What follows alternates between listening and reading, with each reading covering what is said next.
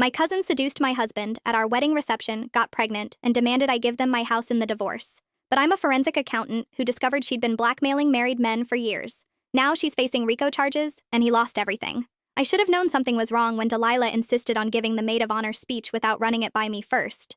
Standing there in her emerald green dress, the same shade as my engagement ring, she grabbed the microphone with a smile that made my stomach twist. Some people believe love conquers all, she began, her eyes locked on my husband Trevor. But sometimes love finds you in the most unexpected places. The room fell silent. Trevor's face went white. That's when I knew.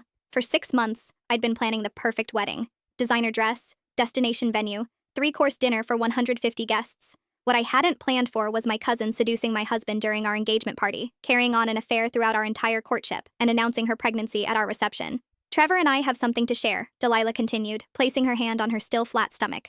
We're having a baby. The microphone dropped. Gasps echoed through the ballroom. My grandmother clutched her pearls so hard the strand snapped, sending beads rolling across the marble floor. I stood frozen in my $4,000 wedding dress, watching my marriage implode before the cake was even cut. Trevor reached for my hand. Let me explain. I stepped back, my heels clicking against the floor. Explain what? That you've been sleeping with my cousin while planning our wedding? It just happened, he stammered. We never meant to get caught, I finished. The next morning, Trevor moved out. Within a week, Delilah had moved in with him. By month's end, she was demanding half of everything in the divorce, including the house I'd inherited from my parents. The baby needs stability, she told my lawyer, rubbing her belly dramatically. And Trevor deserves to live somewhere that isn't tainted by his past mistakes. That's when she made her fatal error. She underestimated exactly what I do for a living. As a forensic accountant, I specialize in following money trails that people think they've hidden. Corporate fraud, embezzlement, tax evasion. I've seen it all, but I'd never turned those skills on family before. Late one night, unable to sleep in my empty house, I did what I do best. I started digging. Delilah's financial records told an interesting story. For someone who claimed to work part-time at a boutique, she had an awful lot of unexplained deposits, regular payments from various LLCs, cash transfers that didn't match any legitimate income source. The deeper I dug, the clearer the pattern became. I couldn't fit what happens next in this short video. You can watch the full story down below.